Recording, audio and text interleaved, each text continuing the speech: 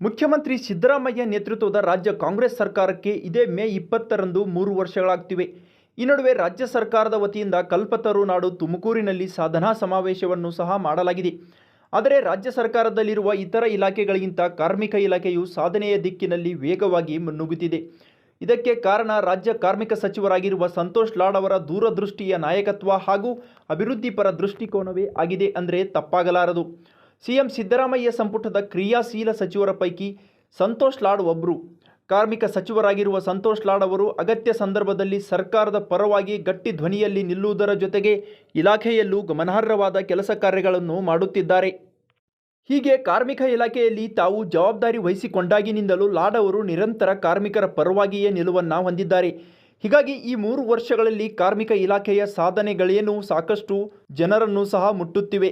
ಆದರೆ ಈ ಕಾರ್ಮಿಕ ಇಲಾಖೆಯ ಸಾಧನೆಗಳೇನು, ಕಾರ್ಮಿಕರಿಗೆ ಇಲಾಖೆಯಿಂದ ಅಥವಾ ಸಚಿವ ಸಂತೋಷ್ ಲಾಡ್ ಅವರ ದೂರದೃಷ್ಟಿಯ ದೃಷ್ಟಿಕೋನದಿಂದ ಯಾವೆಲ್ಲ ಲಾಭಗಳಾಗಿವೆ ಅನ್ನೋದನ್ನು ನೋಡೋದಾದರೆ ಸಚಿವ ಸಂತೋಷ್ ಲಾಡ್ ಅವರು ಯಾವ ರೀತಿಯಾಗಿ ಕಾರ್ಯವನ್ನು ನಿರ್ವಹಿಸಿದ್ದಾರೆ ಅನ್ನೋದು ನಮಗೆ ಅರ್ಥವಾಗುತ್ತದೆ.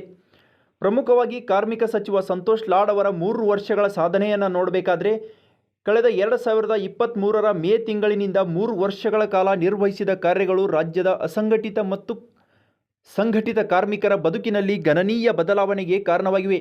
ಸಿದ್ದರಾಮಯ್ಯ ನೇತೃತ್ವದ ಸರ್ಕಾರದಲ್ಲಿ ಕ್ರಿಯಾಶೀಲ ಸಚಿವರಾಗಿ ಹೊರಹೊಮ್ಮಿರುವ ಲಾಡ್ ಅವರು ಕಾರ್ಮಿಕರ ಕಲ್ಯಾಣ, ಕನಿಷ್ಠ ವೇತನ ಪರಿಷ್ಕರಣೆ, ವಿಶೇಷ ಯೋಜನೆಗಳು ಮತ್ತು ಕೌಶಲ್ಯ ಅಭಿವೃದ್ಧಿಯ ಮೂಲಕ ಶ್ರಮಿಕರ ಹಕ್ಕುಗಳನ್ನು ಬಲಪಡಿಸಿದ್ದಾರೆ. ಈ ಅವಧಿಯಲ್ಲಿ ಕಾರ್ಮಿಕ ಇಲಾಖೆಯು ಗಿಗ್ ಆರ್ಥಿಕತೆಯ ಕಾರ್ಮಿಕರಿಗೆ ವಿಮಾ ಯೋಜನೆ, ಪತ್ರಿಕಾ ವಿತರಕರಿಗೆ ಸಹಾಯ ನಿಧಿ, ಸಿನಿಮಾ ಕಾರ್ಯಕರ್ತರ ಕಲ್ಯಾಣ ಮಸೂದೆ ಮತ್ತು ಖಾಸಗಿ ಸಾರಿಗೆ ಕಾರ್ಮಿಕರಿಗೆ ಅಪಘಾತ ಪರಿಹಾರ ಯೋಜನೆಗಳನ್ನು ಜಾರಿಗೊಳಿಸಿದೆ. ಗಿಗ್ ಕಾರ್ಮಿಕರಿಗೆ 4 ಲಕ್ಷದ ವಿಮಾ ಸೌಲಭ್ಯ ಒದಗಿಸುವುದು ಇದರಲ್ಲಿ ಪ್ರಮುಖ ಸಾಧನೆಯಾಗಿದೆ. ಇನ್ನು ಕನಿಷ್ಠ ವೇತನ ಪರಿಷ್ಕರಣೆ, ಸುಪ್ರೀಂ ಕೋರ್ಟ್ ಮಾರ್ಗಸೂಚಿಯಂತೆ ಕಾರ್ಮಿಕರಿಗೆ ಆಹಾರ, ವಸತಿ, ಬಟ್ಟೆ ಸೇರಿದಂತೆ ಮೂಲಭೂತ ಅಗತ್ಯಗಳನ್ನು ಗಣನೆಗೆ ತೆಗೆದುಕೊಂಡು ನೂತನ ಕನಿಷ್ಠ ವೇತನ ಜಾರಿಗೆ ಸರ್ಕಾರ ಚಿಂತನೆ ನಡೆಸುತ್ತಿದೆ. ಇದು ಲಕ್ಷಾಂತರ ಶ್ರಮಿಕರ ಜೀವನ ಮಟ್ಟ ಸುಧಾರಿಸುವ ನಿರೀಕ್ಷೆಯನ್ನು ಸಹ ಇಟ್ಟುಕೊಂಡಿದೆ. ಇನ್ನು ಮಹಿಳಾ ಕಾರ್ಮಿಕರ ಪರವಾಗಿಯೂ ಸಚಿವ ಸಂತೋಷ್ ಲಾಡ್ ಅವರು ಪ್ರಮುಖ ನಿರ್ಧಾರಗಳನ್ನು ಕೈಗೊಂಡಿದ್ದಾರೆ. ಮಹಿಳಾ ಕಾರ್ಮಿಕರಿಗೆ ಋತುಚಕ್ರದ ಅವಧಿಯಲ್ಲಿ ಪ್ರತಿ ತಿಂಗಳು 1 ದಿನ ವೇತನ ಸಹಿತ ರಜೆಯನ್ನು ಖಾಸಗಿ ಮತ್ತು ಸರ್ಕಾರಿ ವಲಯಕ್ಕೆ ಅನ್ವಯಿಸುವ ನೀತಿಯನ್ನು ಜಾರಿಗೊಳಿಸಿದ್ದು ಇದು ದೇಶದಲ್ಲಿಯೇ ಮಾದರಿಯಾಗಿರುವ ನೀತಿಯಾಗಿದೆ. ಇನ್ನು ಹೊರಗುತ್ತಿಗೆ ಕಾರ್ಮಿಕರ ರಕ್ಷಣೆಗೂ ಸಹ ಕಾರ್ಮಿಕ ಇಲಾಖೆ ಹೆಜ್ಜೆಯನ್ನು ಇಡ್ತಾ ಇರುವಂಥದ್ದು.